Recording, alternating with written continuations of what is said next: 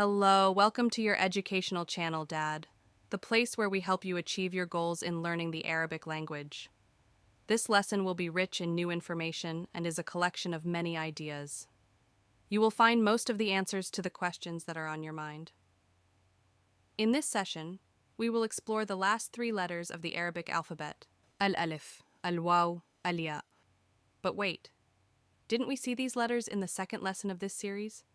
And didn't I tell you that they are vowel letters? Exactly, that's correct. These letters represent long vowels in Arabic, but they are also regular consonants. They can be static letters. This means they play two roles. Sometimes they function as long vowels, and other times they act as regular consonants that also require a vowel to be pronounced.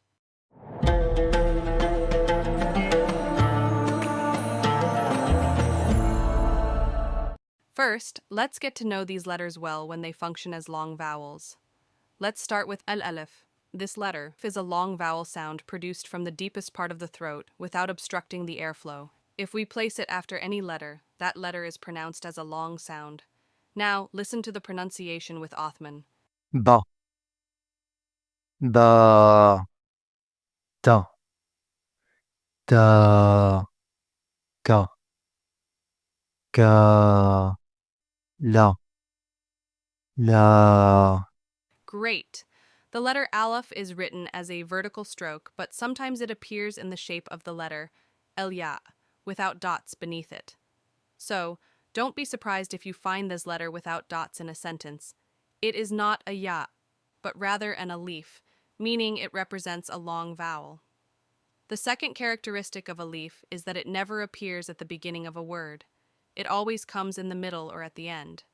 When it appears in the middle of a word, it is written as a vertical stroke, like in قال, نام, كتاب. when it appears at the end of a word, it can be written in two ways, either as a vertical stroke or like a ya, without dots, for example. عصى, دعا, بكى, شفى.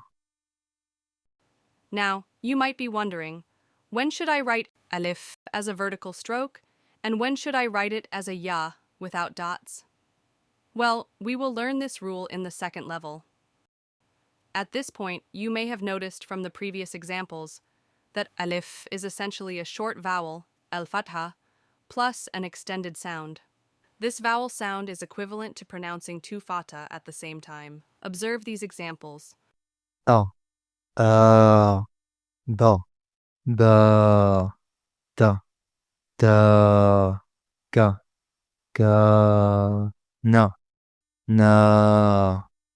That is why Ibn Jinni, a renowned Arabic linguist, said, "Short vowels are parts of long vowels." So, al-alf is two fatha pronounced together, al-waw is two dhamma pronounced together, al-ya is two kisra pronounced together. Now, let's look at the following examples. ض ض بي بي بو بو.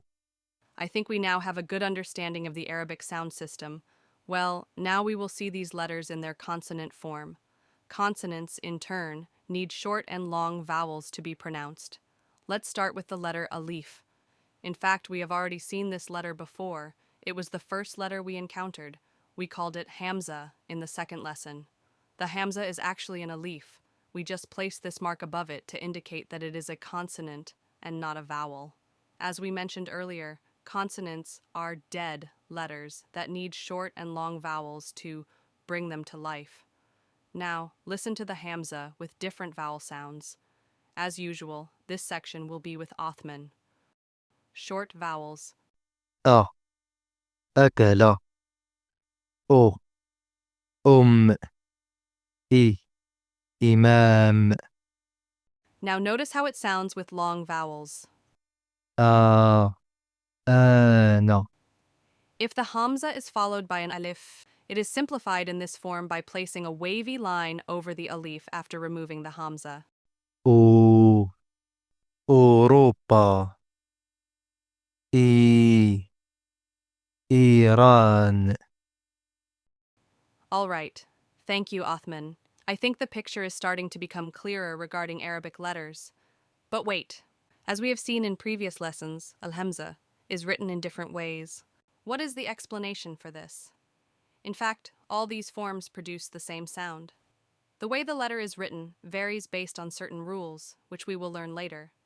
For now, just remember that whenever you see these symbols, they all represent the same letter.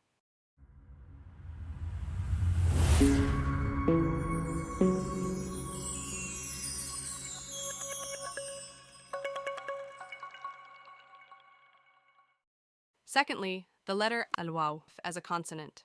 Let's emphasize once again that a consonant letter needs vowel marks and vowel letters to be pronounced. Now, let's see this letter with the short vowels. و ولد وي وقاية و ورود. Notice in this example that the first waw is a consonant with a dhamma on top, while the second waw is a vowel letter. It acts as an extension of the ara sound. Now, al-waw with long vowels. و والد وي ويز و ووهان. We previously mentioned that in Arabic, letters are not necessarily combined with all three long vowels. For example, it is rare to find a purely Arabic word that begins with we or woo, where the first letter is a consonant and the second is a vowel. The reason is that these sounds are heavy and difficult to pronounce in Arabic.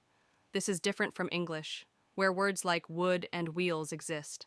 Every language has its own unique phonetic rules.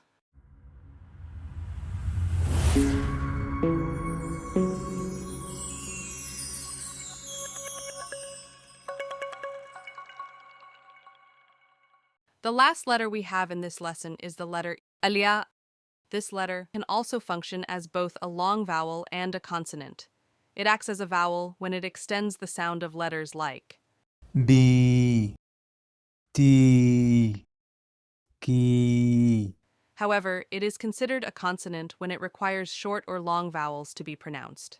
Now let's see al-ya with short vowels. يا يكتب يو يمارس يي يي. About al-ya with al-kasra. There is no clear example because it is difficult to pronounce at the beginning of a word. However, we can find al-ya with a kasra inside words. Now al-ya with long vowels. يا يابسة يي يي. Also, there are no purely Arabic words that begin with yi. However, this combination can appear inside words, such as النبيين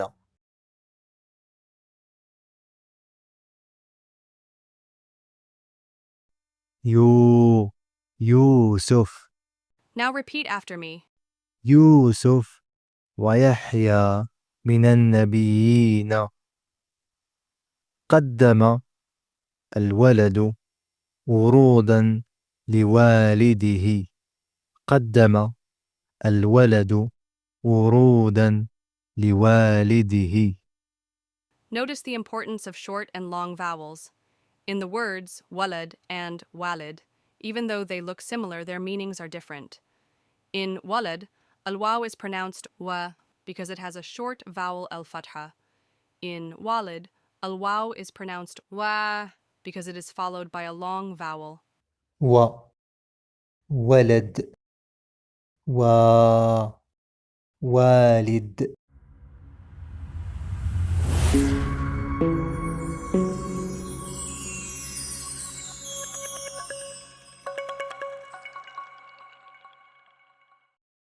Now, there is one important thing left. I believe you are wondering about it now. How can I tell the difference between long vowels and consonants? There are two ways to know. Firstly, through practice. By listening and reading a lot, you will naturally develop an instinct to distinguish between consonants and vowels. This is similar to how you learn to pronounce the letter A correctly in English without needing a rule.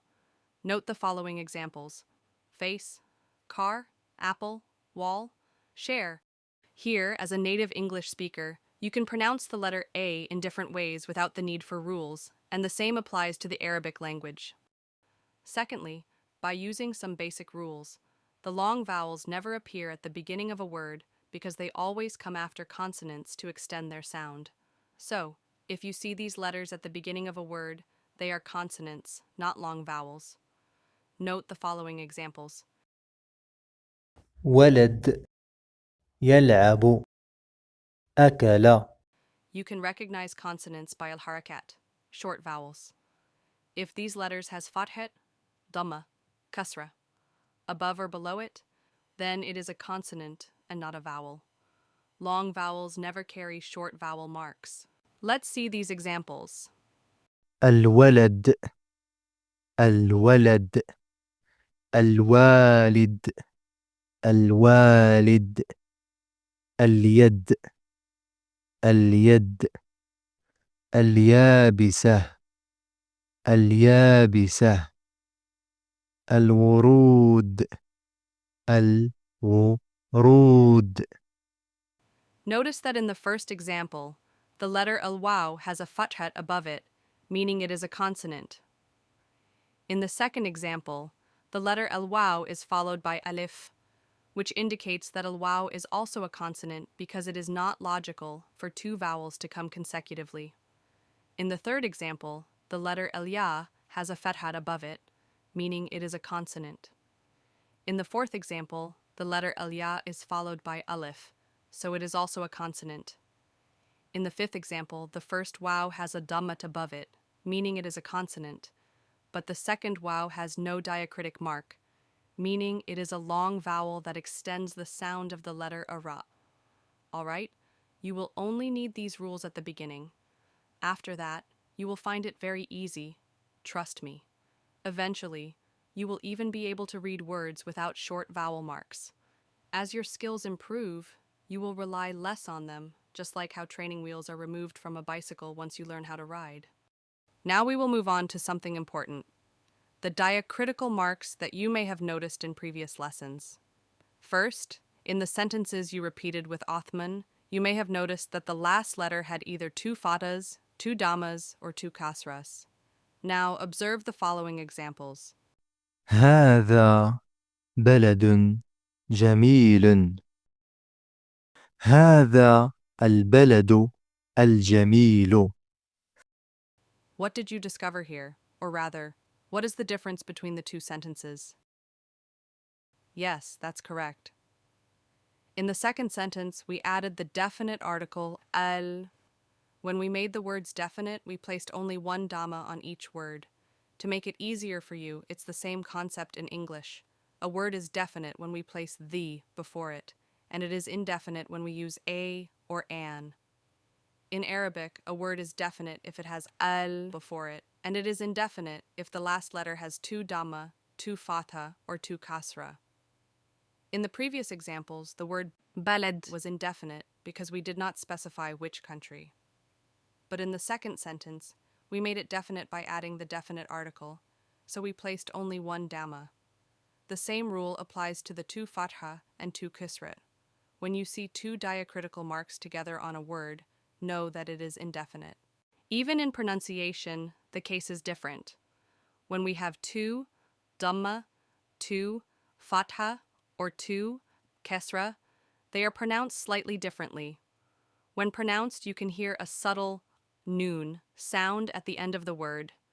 Listen to the difference. مررت بالشجرة. مررت بشجرة. شجرة شجرة. رأيت الولد. رأيت ولدا. ولد ولدا. جاء الأولاد. جاء أولاد. أولاد أولاد. These marks are called a tanween in the Arabic language. They appear only in nouns and are placed on the last letter of the word. Okay, we have one symbol left, which we have already mentioned, a shadda. This mark, which looks like the letter a sin, is placed above a letter to indicate its intensified pronunciation, whether it is in the nominative case with a dhamma, the accusative case with al-fatha, or the genitive case with al-kasra. Observe the following examples. كتب كتب كتب كتب شمس الشمس شمس الشمس. As you noticed in the second words, the letter with ashadda is pronounced with more force and air pressure. We will learn more about it in the upcoming lessons.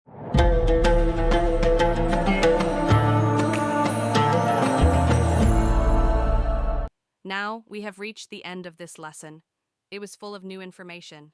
We learned about 3 letters and how to differentiate between them. Then, we explored a tanween, its types, and its function. Finally, we learned about ashadda, its different forms, and in future lessons, we will understand its role in more depth. Don't worry if you didn't understand some aspects of this lesson or even previous ones.